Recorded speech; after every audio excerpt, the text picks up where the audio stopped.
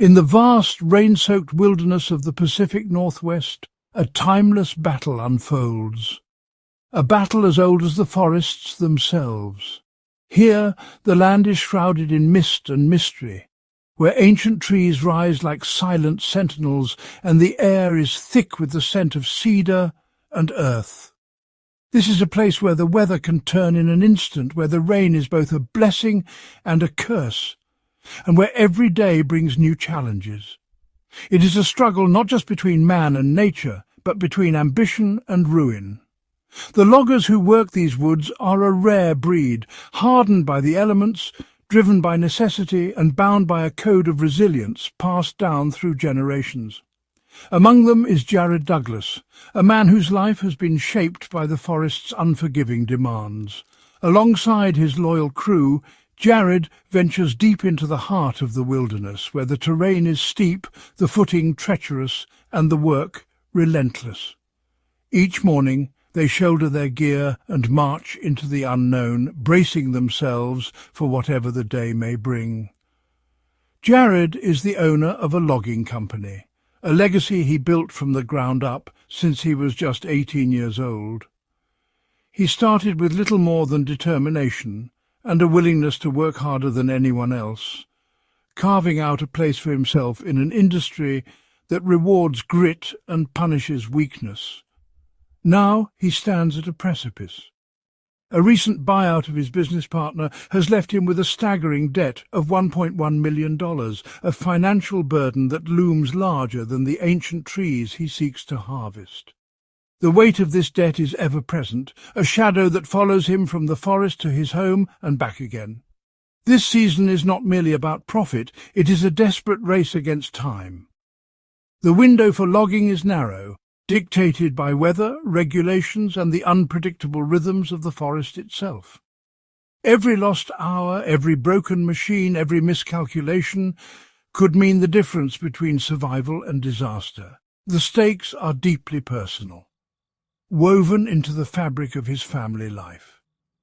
For Jared, logging is not just a job. It is the means by which he provides for those he loves, the foundation upon which he has built his family's future. For his wife of 24 years and his children, Jared has poured everything into this enterprise. Every sacrifice, every risk, every sleepless night is for them. The forest may be unforgiving, but it is also the source of hope and possibility. The family home, the company, the future he has spent a lifetime constructing, all of it is on the line. The log cabin nestled among the trees is more than just a house. It is a symbol of everything Jared has worked for and everything he stands to lose. Every decision he makes, from the first light of dawn until he lays his head down in the floating camp, is shadowed by this immense pressure. The days are long and grueling, the nights restless and filled with worry. In the isolation of the camp, surrounded by the sounds of the forest, the weight of responsibility is inescapable. He must generate over $1 million in profit before the season ends, or he will lose everything. The numbers are stark, the margin for error razor-thin. Each log, each load, each sale is a step toward salvation, or a stumble toward ruin. The forest holds the key to his salvation, but it offers no guarantees, demanding respect, skill, and a measure of luck in return for its bounty. The trees are ancient and valuable, but they are also unpredictable. A single misstep can turn fortune into failure in an instant. The crew's immediate goal is to fill a massive transport barge named Hercules. This floating giant is both a lifeline and a deadline, a tangible measure of progress and a constant reminder of the stakes. A full load of prime timber could yield a profit of around $200,000, a significant step towards chipping away at the mountain of debt. But every log must be perfect, every shipment flawless, to realize that value. However, the forest is a fickle business partner. The value of the wood is only realized once it is safely loaded and sold, and countless things can go wrong before that happens. Equipment breaks, weather delays, and the ever-present danger of injury or loss lurk around every corner. A single giant red cedar, a monarch of the forest, can be worth tens of thousands of dollars, but if it shatters upon falling, its value plummets to almost nothing. The risk is constant, the margin for error unforgiving. This is the gamble Jared takes with every tree his crew fells. Each cut is a test of skill and nerve, a moment where experience and instinct must guide the way. This is a world where financial calculations are made in board feet and tonnage, where the success of a day is measured by the number of logs brought down from the treacherous slopes. The work is physical, the math unforgiving, and the stakes impossibly high. The pressure on Jared is relentless. Every setback, every delay, every unexpected expense chips away at his resolve. He's not just a boss, he is the commander of a small army, the chief strategist in a high-stakes campaign. He must inspire his crew, anticipate problems, and make decisions that could mean the difference between triumph and disaster. He must manage his crew, maintain his expensive and often temperamental machinery, and navigate the unpredictable moods of the wilderness. The forest is alive, ever-changing, and it demands constant vigilance. The weight of his $1.1 million debt is a constant companion, a silent presence that fuels his drive and haunts his every waking moment on this remote and beautiful frontier. In the end, the forest will decide his fate. But for now, Jared and his crew press on, determined to carve out a future from the heart of the wild. Far from the comforts of civilization, the logger's world is a self-contained universe that drifts upon the cold, dark waters of the coastal inlets. Here the line between land and water blurs, and the rhythms of nature dictate the pace of life.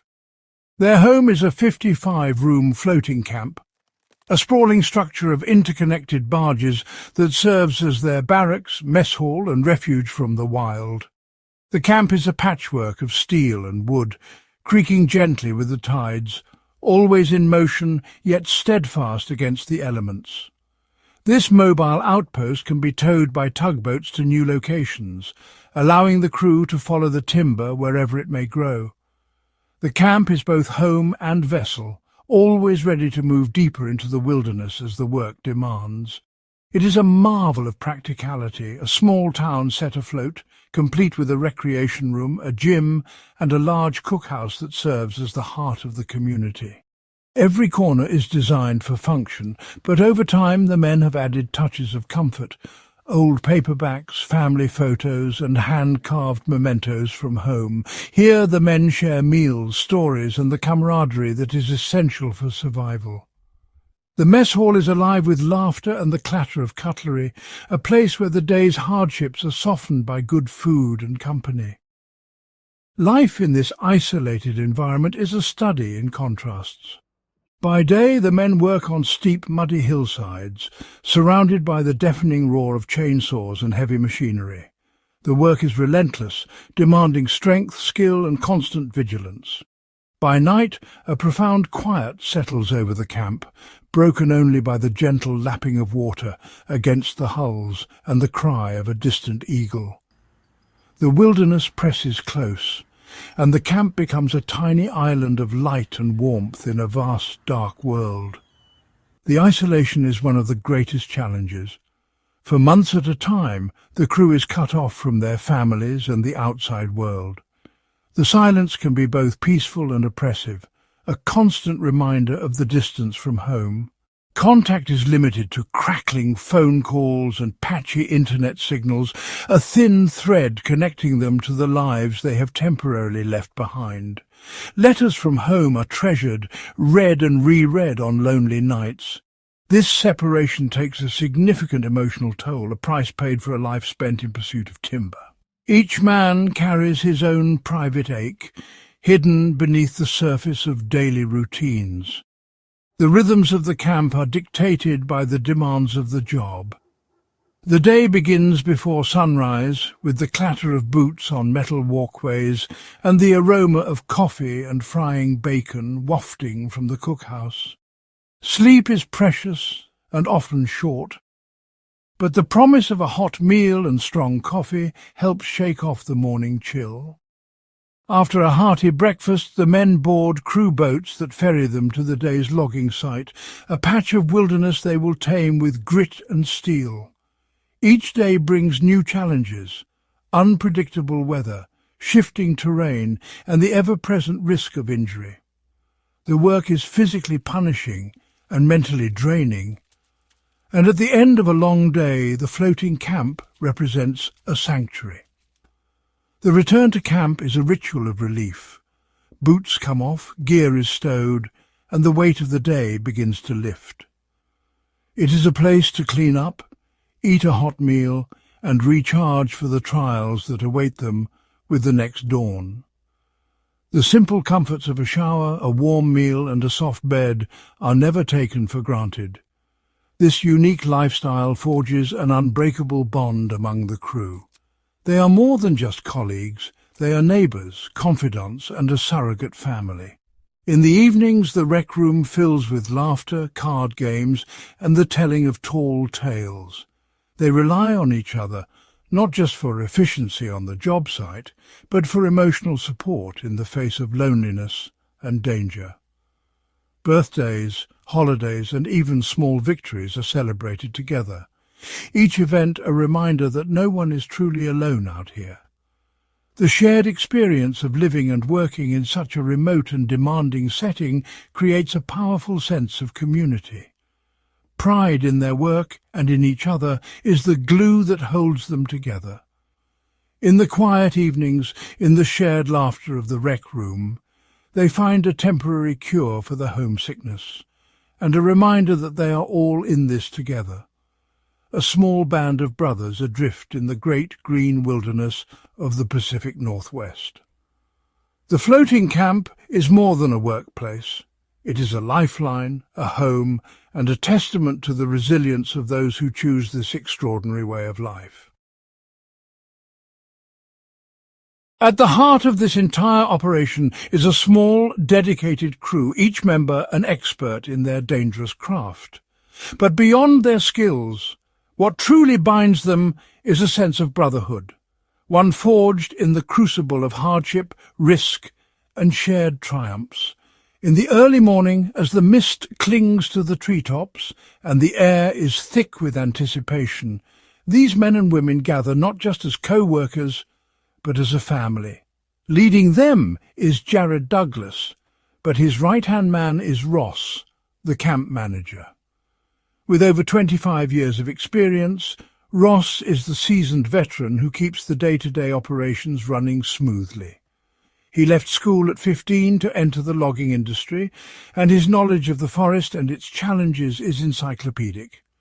He is the steady hand that guides the crew, the man Jared trusts implicitly to manage the complex logistics of the camp and the worksite, ensuring that the flow of timber from the mountain to the water never ceases. Ross is more than a manager. He's a mentor, a confidant, and sometimes a surrogate father to the younger loggers. Around the campfire, he shares stories of near misses and hard-won victories, teaching lessons that can't be found in any manual. On the front lines of the harvest are the handfallers, Jim and Rob. These are the men who climb the treacherous near-vertical slopes to manually fell the giant trees with their powerful chainsaws. Their partnership is built on absolute trust, each man's life quite literally in the other's hands. They have developed a silent language of glances and gestures, honed over years of working side by side in the shadow of giants. Jim, a logger for a quarter of a century, wears the scars of his profession openly. He has broken his back, his nose, and suffered a severe gash to his head from a falling limb. He has also lost 3 friends to logging accidents, a grim reminder of the stakes. Yet despite the pain and loss, Jim remains fiercely loyal to his crew. He often says it's the laughter, the shared meals, and the unwavering support of his fellow loggers that keep him coming back day after day. Rob works alongside him, a partner in a perilous dance where one miscalculation can be the last.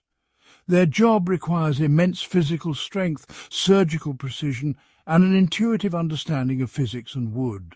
Off the clock, Rob and Jim are inseparable, fishing together, sharing stories of their families, and finding solace in the knowledge that someone always has their back. Overseeing the safety of everyone on site is Candice, the crew's medic and safety officer. Often the only woman in this male-dominated world, she is the guardian angel of the camp. Her role is to enforce safety protocols, treat injuries, and be the first responder in the event of an accident. She carries the emotional weight of past tragedies, including the recent death of a colleague, and her presence is a constant reminder of the importance of vigilance. Candice's compassion runs deep. She listens to the crew's worries, patches up their wounds, and sometimes just offers a shoulder to lean on. The men trust her with their lives, and she, in turn, trusts them to look out for one another. Completing this core team are specialists like Dave, the eccentric but brilliant blaster. His expertise lies in handling explosives, using dynamite to carve roads out of solid rock, making the inaccessible accessible. Dave's sense of humour is legendary. He lightens tense moments with jokes and pranks, reminding everyone that even in the face of danger, laughter is essential. The crew knows that when Dave is around, the job will get done and spirits will stay high. Then there is Jiri Jack, a chief of the Moachat Muchalat First Nation, who works as a steward of the land. He is not just a crew member but a vital partner, ensuring that the logging is done sustainably and with respect for the ancestral territory. Jiri's presence is a bridge between worlds. He shares stories of his ancestors, teaches the crew about the land's history, and reminds them that their work is part of a much larger story. Each individual brings a unique skill set, but it is their collective experience and trust in one another that allows them to function as a cohesive unit in one of the world's most hazardous professions. In the evenings, after the chainsaws fall silent, the crew gathers to share meals, laughter, and sometimes tears. They celebrate each other's milestones, mourn each other's losses, and face every new day knowing that together they are stronger than any tree, any storm, or any challenge the forest can throw at them. This is more than a job. It's a brotherhood, a family, and a way of life. Before a single tree can be felled, a path must be forged into the heart of the wild. This is where the true battle with the landscape begins, a contest of ingenuity, muscle and machine against the relentless forces of nature. The most valuable timber often stands on remote, precipitous terrain, miles from any existing infrastructure. These are places where even a footpath is a challenge, let alone a road wide enough for logging trucks. The first and most formidable task for Jared's crew is to build their own roads, routes that must withstand the weight of multi-ton equipment and the unpredictable moods of the mountain weather. This is not a simple matter of clearing a trail. It is a feat of engineering and raw power, an essential precursor to the harvest. Every inch of progress is hard-won, requiring a blend of brute force and technical finesse. The process begins with careful planning. Engineers and foremen walk the land, mapping a route that is stable enough to support heavy machinery while minimizing the environmental footprint. They must consider soil composition, drainage, and the natural contours of the land to avoid landslides and erosion. This initial phase sets the stage for everything that follows. A miscalculation here can lead to costly delays, catastrophic failures, or even endanger lives. Modern crews use GPS mapping and drone surveys to supplement traditional methods, allowing for more precise planning and real-time adjustments. The road-building crew, led by heavy equipment operators, uses powerful excavators to claw away at the earth and rock. These machines are equipped with advanced hydraulic systems and reinforced tracks, designed to handle the punishing terrain. They dig, grade, and level the steep hillsides, creating a narrow, winding shelf that will serve as the artery for the entire operation. Laser-guided grading systems help ensure the roadbed is even and stable, reducing the risk of washouts. The terrain is often a hostile mix of soft mud, loose gravel and solid bedrock, each presenting its own unique challenge. In wet conditions, crews may lay down geotextile fabric and crushed rock to stabilize the roadbed and prevent machinery from sinking. On these unstable slopes, the risk of a machine rollover is ever present. Operators must constantly adjust their approach, sometimes building temporary platforms or using winches to secure equipment.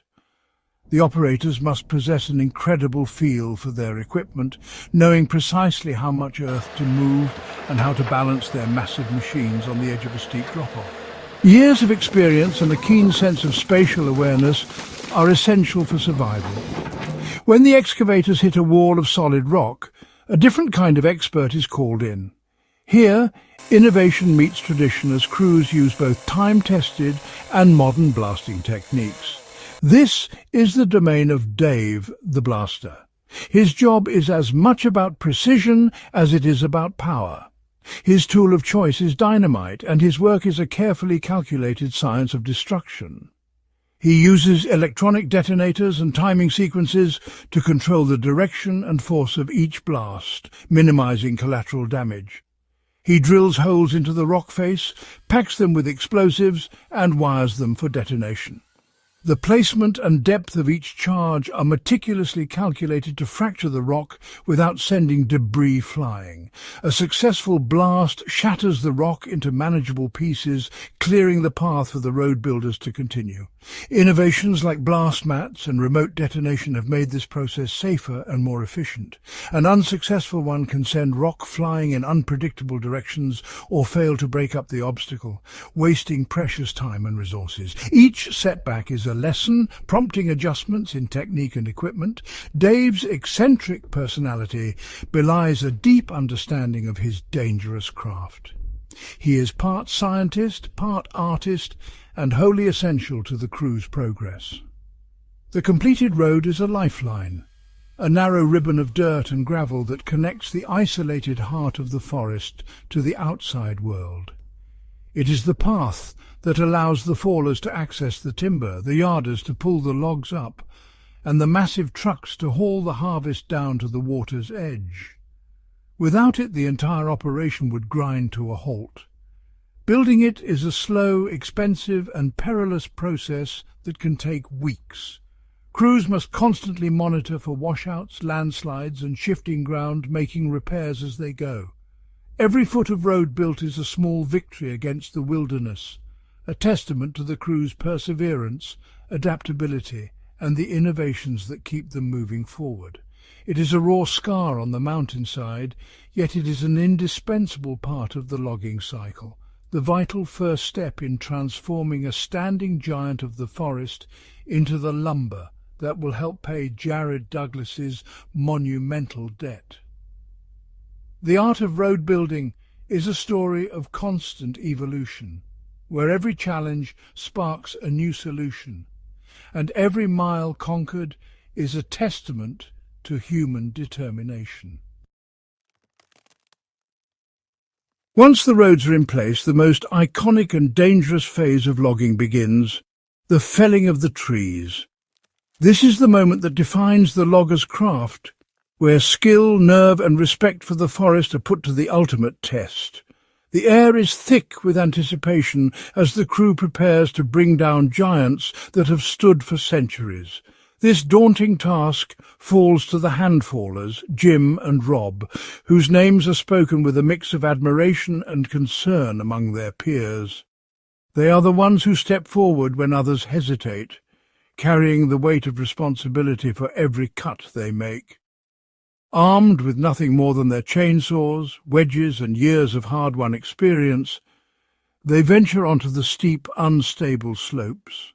Each step is a calculated risk, the ground beneath them often slick with moss or treacherous with loose stones. The forest is silent except for the crunch of boots and the distant call of birds, a reminder of the world they are about to change. Their targets are often centuries-old giants, trees that have stood silent watch over the forest for generations.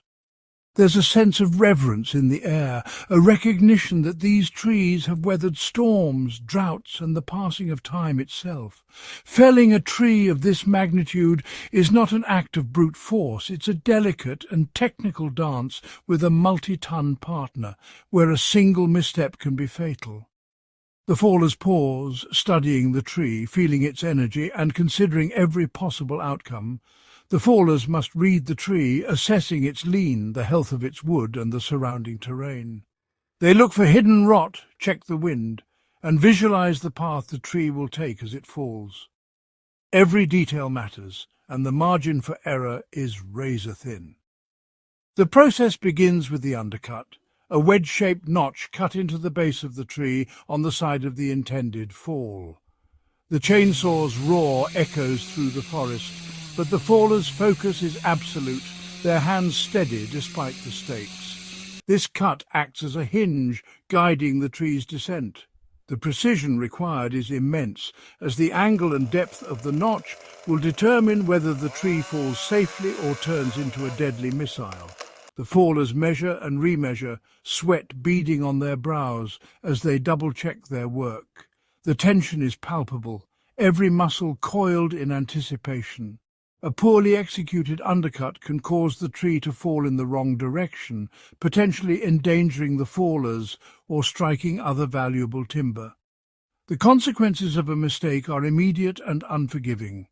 For a truly massive tree, like a 26-ton red cedar, the stakes are even higher. The sheer size and weight of these titans demand absolute respect and total concentration. If it falls onto hard or uneven ground, the sheer force of the impact can cause the trunk to shatter, rendering a tree worth $50,000 completely worthless in an instant. The pressure to get it right is immense, and the fear of failure is ever present. The fallers must aim for a soft landing, often using smaller trees to cushion the giant's fall.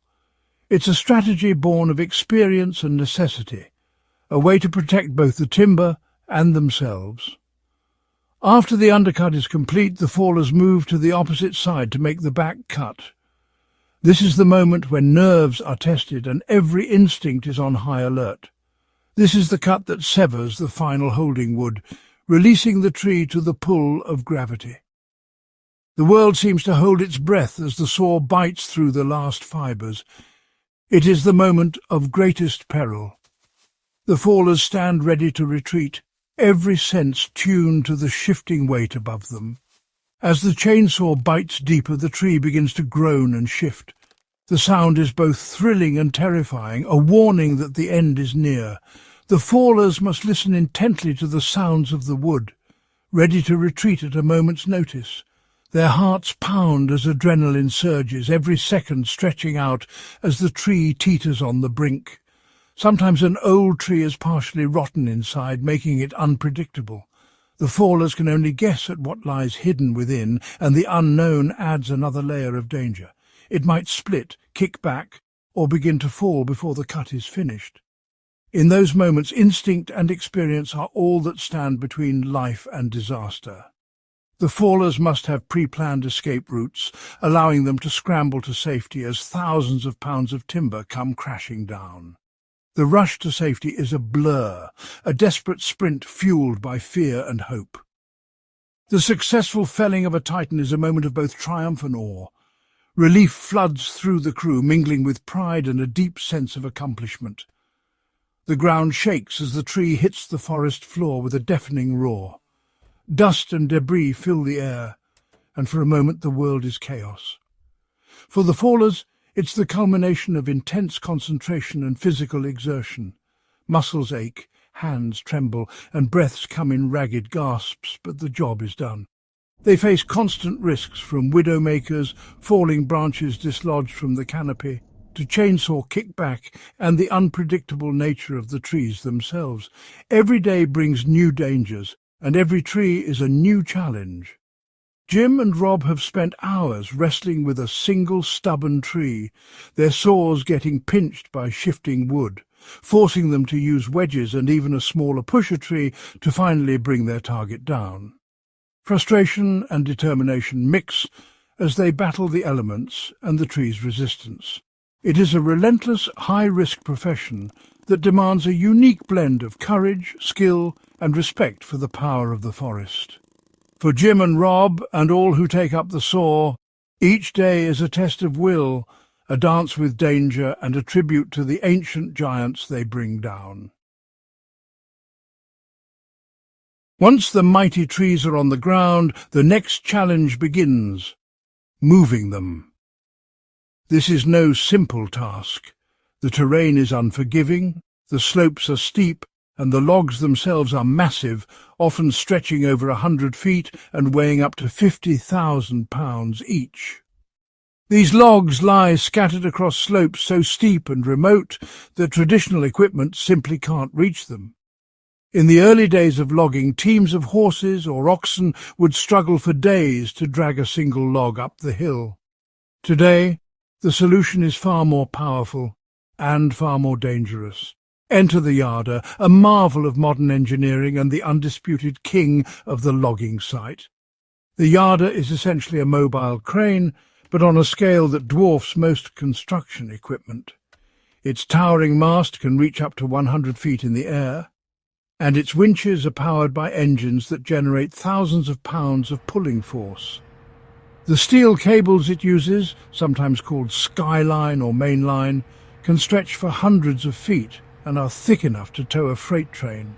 The yarder is the muscle of the operation, the mechanical beast tasked with hauling timber up the mountainside. Its power is so immense that it can pull several logs at once, even up near vertical slopes, transforming what would be a week's work into a matter of minutes. Positioned on the road, the yarder's cables snake down into the valley below, sometimes spanning distances of over 1,000 feet. These steel lifelines connect the felled logs to the landing, where they'll be sorted and loaded for transport. Operating the yarder is a job that demands both technical skill and nerves of steel. The operator must coordinate with the ground crew, monitor the tension on the cables, and react instantly to any sign of trouble. The operator sits in a cab perched high above the ground, surrounded by a maze of levers, pedals, and electronic monitors. From this vantage point, he controls the massive winches, adjusting the speed and tension of the cables with precision. But despite all the technology, the operator cannot see the logs he's retrieving. His view is often blocked by trees, fog, or the sheer distance involved. Instead, he relies on a time-honoured system of whistle signals or radio commands from the choker man below. Each whistle blast or radio call carries a specific meaning: stop, go, slack, tighten, forming a language all its own. The choker man's job is one of the most dangerous in the woods. He must scramble over slippery logs and unstable ground, wrapping a heavy steel cable called a choker around the end of each log. Once the choker is secure, he gives the signal, and the operator begins the slow, powerful process of reeling the log up the hill. The log grinds and bounces over rocks and stumps, sometimes swinging dangerously as it rises. Working beneath a suspended log is a test of courage and experience. Veteran loggers tell stories of close calls, logs that slipped free, cables that snapped, or sudden slides that sent men scrambling for safety. The process is fraught with potential problems, and every logger knows that a moment's inattention can be fatal.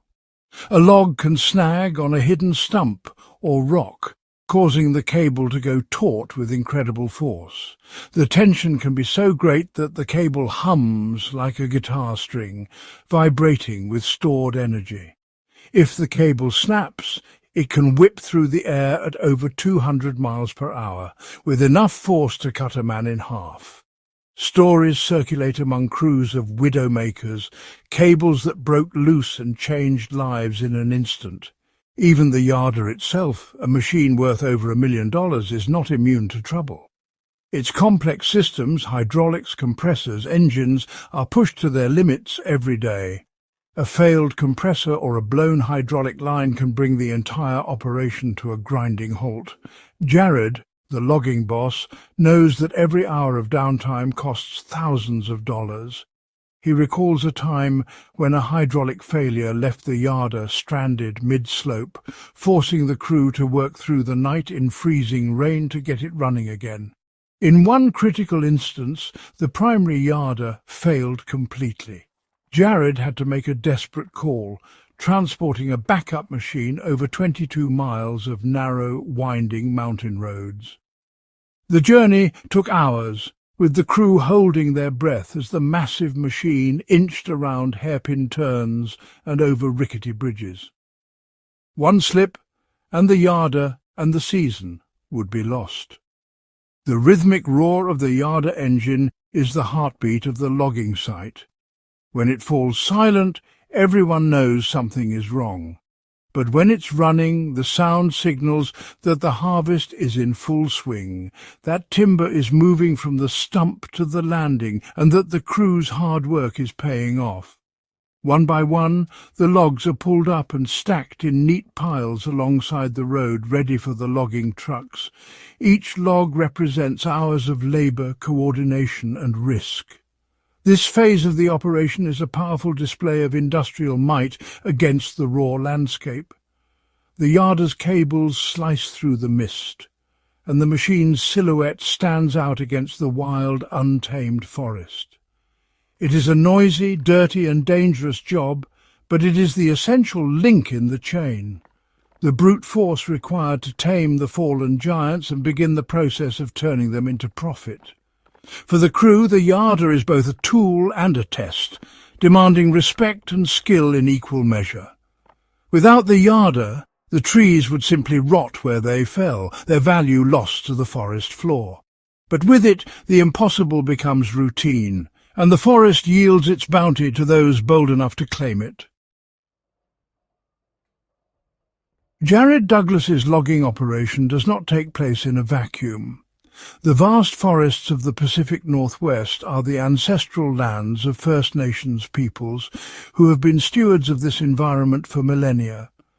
Their relationship with the land is not just practical but deeply spiritual, woven into their stories, ceremonies, and daily lives. Any logging that occurs here requires their consent and collaboration. This is not merely a legal formality, it is a deep and respectful partnership built on a shared vision for the future of the forest. The partnership is rooted in mutual respect, but it also thrives on cultural exchange and learning. Central to this relationship is Jiri Jack, a chief of the Moachat Muchalat First Nation.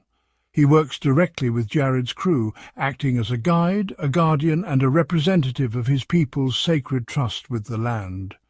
Jiri brings with him generations of traditional ecological knowledge, insights about the forest that have been passed down through countless seasons. The loggers, in turn, share their own expertise in sustainable forestry, and together they develop new methods that blend modern science with ancient wisdom. This partnership fundamentally reshapes the nature of the logging. It is not the clear-cutting of old, but a practice of selective and sustainable harvesting. Jiri Jack and his people guide the loggers, helping them identify which trees to take and which to leave. The focus is on removing older, weaker or dying trees to allow more sunlight to reach the forest floor. This promotes the growth of a healthier, more vibrant and renewed forest ecosystem. The partnership extends beyond the work itself. There are shared meals in the woods, where stories are exchanged and traditions are honoured. Loggers are invited to witness First Nations ceremonies, gaining a deeper appreciation for the spiritual significance of the land. In return, Indigenous youth are sometimes given the opportunity to learn about forestry, technology and management, opening doors to new skills and careers. It is a philosophy that views logging not as simple extraction, but as a form of forest management, a way to maintain the long-term health of the environment while providing economic opportunity. A cornerstone of this sustainable approach is an unwavering commitment to reforestation. For every single tree that Jared's crew cuts down, they are mandated to plant 3 new saplings in its place. This practice ensures that the forest is not depleted, but is instead actively regenerated for future generations. It is a long-term investment in the health of the ecosystem, a promise that the resource they depend on today will still be here tomorrow. This principle of giving back more than you take is central to the First Nations worldview and has become an integral part of the logging operations code of conduct. The collaboration also brings tangible benefits to both communities. The logging operation provides jobs and economic support for local First Nations families, while the loggers gain access to land and knowledge that would otherwise be out of reach. This collaboration is a model of how industry and Indigenous wisdom can work together. Lumberjacks' presence on the site is a constant reminder that the forest is more than just a collection of valuable timber. It is a living entity, a cultural and spiritual home. The approval of the First Nations is paramount, and their guidance ensures that the hunt for profit does not come at the expense of ecological integrity. This sacred trust transforms the loggers from mere harvesters into caretakers, tasked with the profound responsibility of protecting the very wilderness from which they earn their living, ensuring its survival for centuries to come. In the end, the partnership is more than a business arrangement. It is a living example of reconciliation, respect, and hope for a future where people and nature thrive together. Logging is consistently ranked as one of the most dangerous professions in the world, and for the men on Jared's crew, this is not a statistic but a daily reality. Each morning, as they lace up their boots and check their gear, there's a silent understanding. Today could be the day something goes wrong. Danger lurks in every aspect of their work, from the unpredictable fall of a tree to the immense power of the machinery they operate. Just last week, a falling limb missed Mark by inches. He still jokes about it, but his hands shake when he tells the story. A small mistake, a moment of inattention, or a simple mechanical failure can have immediate and fatal consequences. One morning a chainsaw jammed and kicked back, grazing the operator's arm. He was lucky, but the scar is a constant reminder. This constant underlying threat shapes the mindset of every person on the crew. They scan the terrain for hazards, always alert, always wary. They move with a deliberate caution born of experience, knowing that the forest is both their provider and a place of immense peril. Every step is measured, every sound analysed. The stories of injury and loss are woven into the fabric of the crew's history. There's a photo on the wall of the camp, Tom grinning in a hospital bed, arm in a cast, after a tree pinned him during a storm. Jim, the faller, can recount a litany of injuries, a broken back, a shattered nose, and carries the heavy memory of 3 friends who never came home from the woods. He keeps a tattoo on his arm for each one, a permanent tribute to their memory. These are not abstract risks. They are personal tragedies that have left an indelible mark on the community. Every memorial in the woods is a story, a warning, and a promise to be vigilant. The crew's medic, Candice, speaks of a recent fatality that sent ripples of grief through the camp, a stark reminder of the thin line they walk every day. She recalls the night she had to call a family, her voice trembling as she delivered the news no one wants to hear. The emotional toll of this constant exposure to risk extends to their families, who wait at home with the quiet fear that a single phone call could change their lives forever. Children draw pictures of their fathers as heroes, not knowing the full weight of the risks they face. The dangers are multifaceted. Every corner of the forest holds a new threat, some visible, some hidden. For the fallers, The risk comes from the trees themselves, the sudden snap of a widowmaker branch high above, or a trunk that splits and kicks back with violent force. Mike still remembers the day a branch crashed down, missing him by a heartbeat. For the machine operators, the danger lies in the steep, unstable ground. A single miscalculation can send tons of steel sliding out of control. A sudden landslide or a loss of traction can send a multi-ton machine tumbling down a mountainside. Last season, a loader nearly went over the edge. Only quick thinking and luck saved the operator. Even the journey to the water is hazardous. Slippery log bridges and fast-moving streams have claimed more than one tool and nearly a few lives. Logging trucks laden with immense weight must navigate the narrow, winding roads where brake failure or a misjudged turn could be catastrophic. Drivers like Pete know every curve by heart, but the risk never fades. Every stage of the process is a calculated risk. Before each cut, the crew gathers to discuss the plan, weighing every variable, every possible danger. This environment of perpetual risk fosters a deep and abiding sense of accountability. Safety isn't just a rule, it's a culture, reinforced every day. The crew operates under a system of mutual reliance, where each person's safety depends on the vigilance and competence of their teammates. They check each other's gear, share warnings, and never work alone. They look out for one another, shouting warnings and double-checking procedures, because they know that survival is a team sport. More than once, a quick shout has saved a life. The weight of the wild is a heavy burden to bear, a psychological pressure that complements the physical demands of the job. At night, the stories come out of close calls, of friends lost, of the reasons they keep coming back. It is this constant dance with danger that defines the life of a logger, forging them into a resilient and tightly knit group of individuals who understand the true price of the timber they harvest. For them, every tree felled is a testament to skill, courage, and the unbreakable bonds of brotherhood formed in the shadow of constant peril. As the season progresses, the pressure on Jared Douglas and his crew only intensifies. Each day brings new challenges, and the stakes seem to grow higher with every passing week.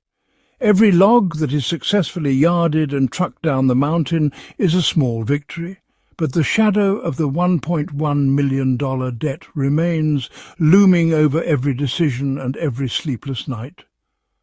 The financial reality of their situation is stark and unforgiving. The numbers on the page are more than just figures. They represent the hopes, fears and futures of everyone on the crew. The first barge load, the mighty Hercules, was meant to be a major triumph, a $200,000 injection of profit that would have eased the burden. Instead, due to various challenges and the fluctuating value of timber, it generated only $89,000, less than half of what was needed. The market, once a source of hope, now feels unpredictable and volatile. This shortfall sent a shockwave of anxiety through Jared, turning up the heat on an already boiling pot. The crew feels the tension, knowing that every setback brings them closer to the edge. The challenges are relentless and ongoing. The forest itself is both a provider and an adversary, demanding respect and resilience from those who work within it. Machinery, pushed to its limits in the harsh environment, continues to break down, causing costly delays. Each repair is a race against time and weather. The weather, an unpredictable force of nature, can shut down operations for days at a time, with thick fog grounding helicopters and heavy rain turning roads into impassable mudslides. Nature's power is a constant reminder of how small and vulnerable they truly are. Each setback is more than just an inconvenience. It is a direct blow to the bottom line, another tick of the clock counting down to financial ruin. The margin for error is razor thin. Jared must constantly adapt, making high-stakes decisions on the fly to keep the timber moving and the hope of solvency alive. Leadership in these moments is both a burden and a privilege. Despite the immense strain, the spirit of the crew remains unbroken. They lean on each other, finding moments of laughter and support amid the hardship. Their resilience is a powerful force, forged in the crucible of shared hardship and mutual respect. The bonds they form are as strong as the timber they harvest. They continue their work with a quiet determination, their movements efficient and practiced. Each day is a testament to their skill and their will to endure. They find strength in their camaraderie, in the shared goal that unites them. In the face of adversity, unity is their greatest asset. They know that Jared's fate is their fate. If the company goes under, they all lose their livelihoods. The weight of responsibility is collective. This shared purpose fuels their perseverance, pushing them to work harder, to be smarter, and to face each new day's challenges head-on together. Their determination is unwavering, even as the odds mount. The future remains deeply uncertain. The questions that haunt them are not just about money, but about survival, of their jobs, their families, and their way of life. Whether they can harvest enough timber, whether the market prices will hold, and whether they can avoid a catastrophic accident are all open questions. But there are deeper uncertainties too, about the sustainability of their work and the impact it has on the land they love. The final tally of the season will determine not just the fate of a company, but the future of a way of life for these last loggers. It will also shape the legacy they leave behind, for better or worse. Yet in the face of this uncertainty, there is an unwavering resolve. The loggers know that their work is controversial, that the world is watching, and that the forests they harvest are precious and irreplaceable. They are fighters, survivors who have chosen a life of risk and reward in one of the planet's last wild frontiers. But they are also stewards, aware that their actions today will echo for generations. As the sun sets over the Pacific Northwest, their work continues, a testament to the enduring human will to carve out a living from the beautiful and unforgiving wilderness. The legacy of the logging community is written in sweat, sacrifice, and the hope that somehow both the forest and the people who depend on it can endure together into an uncertain future. Logging is more than just a battle for survival or a test of human endurance. It is also a story with profound consequences for the land itself. The forests of the Pacific Northwest are ancient and teeming with life, home to countless species, a source of clean water and a vital carbon sink in the fight against climate change. Every tree felled, every hillside cleared, leaves a mark that can last for generations. The ecological impact of logging is complex. Clear-cutting can lead to soil erosion, disrupt wildlife habitats, and alter the delicate balance of the ecosystem. Streams may run muddy after heavy rains, and the silence that follows the departure of the crew can be as haunting as the roar of the machines.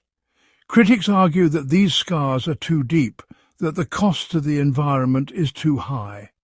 But within the industry, awareness is growing. Jared and his crew, like many modern loggers, are caught in the tension between tradition and responsibility. They know the land is not just their workplace, it is their legacy. Sustainable practices like selective harvesting, buffer zones along waterways, and careful replanting are becoming the new standard. Each effort to minimize damage is a step toward preserving the forest for future generations. Partnerships with First Nations and local conservation groups are forging new paths forward. Together, they develop strategies that respect both the economic realities of logging and the imperative to protect biodiversity. It is a balancing act, one that demands innovation, humility, and a willingness to listen to the land. For Jared's crew, every decision carries weight. The hope is that by treading carefully and honouring the wisdom of those who came before, they can find a way to coexist with the forest they depend on. The future of logging will be defined not just by what is taken, but by what is left behind. As the season draws to a close, the question remains, can industry and wilderness find common ground?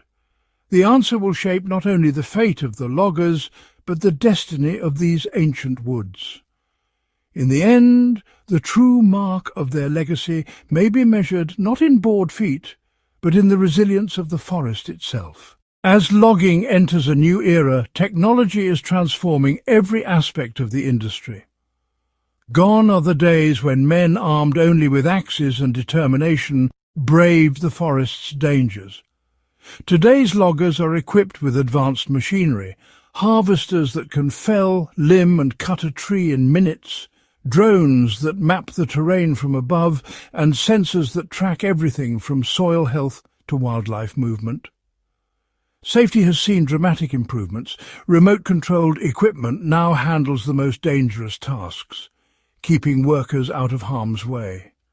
Real-time communication systems ensure that every member of the crew is connected no matter how deep in the woods they roam. Wearable tech monitors vital signs and alerts operators to hazards before accidents happen. These innovations aren't just about efficiency. They're changing the way logging interacts with the environment. Precision cutting minimizes waste. GPS-guided machines avoid sensitive habitats and waterways. Data analytics help planners design operations that maximize yield while preserving ecological balance. For crews like Jared's, adapting to this new world means continuous learning. Old skills are still valued, but the future belongs to those who can blend tradition with technology. Training programs are evolving, offering loggers the tools they need to thrive in a digital age. Looking ahead, the possibilities are as vast as the forests themselves. Artificial intelligence, automation and renewable energy are on the horizon, promising safer, smarter and more sustainable ways to harvest timber. The logging industry is no longer just about muscle and grit. It's about innovation, stewardship and a shared vision for the future. In the heart of the Pacific Northwest, the legacy of the logger is being rewritten. The machines may be new, but the challenge remains the same: to honor the land, protect those who work it, and ensure that the forest endures for generations to come. Beyond the roar of machines and the hush of ancient forests, another story quietly unfolds, the story of logger families and the communities they build. For generations, these families have called the timber towns of the Pacific Northwest home. Here, life follows the rhythm of the woods, early mornings, long days, and shared meals that mark the return of loved ones from the forest's edge. Traditions run deep, from the annual logger festivals that fill small-town streets with laughter and friendly competition, to the cherished recipes passed down around kitchen tables. These customs knit families together. Children grow up learning respect for the land, often following in the footsteps of parents and grandparents, carrying forward a legacy of resilience and pride. But the strength of these communities is most visible in times of challenge. When hardship strikes, a storm, an accident or economic uncertainty, neighbours rally without hesitation. Potlucks, fundraisers and quiet acts of kindness sustain the spirit of the town. The forest may provide the livelihood, but it's the bonds of friendship and family that truly sustain the heart. In an industry shaped by change, the logger community adapts, holding fast to the values that define them: hard work, loyalty, and a deep respect for nature.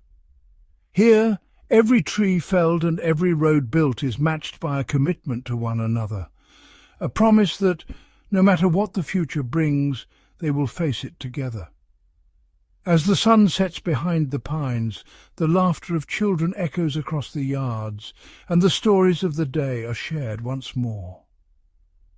In these moments, the legacy of the logger endures, not just in the forests, but in the families and communities who call them home. As one chapter closes in the forest, another quietly begins, rooted in hope, science and a promise to the future. Reforestation programs now stand at the heart of sustainable logging, ensuring that every tree felled is matched by a seedling planted. Across cleared hillsides, teams of workers move methodically, placing young trees in the soil with careful hands. Each sapling represents a step toward renewal, a commitment to balance the needs of industry with the health of the land. Behind these efforts lies a blend of tradition and cutting-edge science. Forestry experts study soil composition, native species, and climate patterns to give new growth the best chance to thrive. Drones and satellite imagery track the progress of regrowth, while genetic research helps select trees resilient to disease and changing weather. It's a process that demands patience, as decades may pass before a forest matures again. But for those who walk these lands, loggers, scientists and children alike, the sight of green shoots breaking through the earth brings a sense of hope. Stories of once barren slopes now thriving with life remind communities that renewal is possible. Here, in the quiet work of planting and tending, the future of the forest is written anew, one tree, one season, one generation at a time.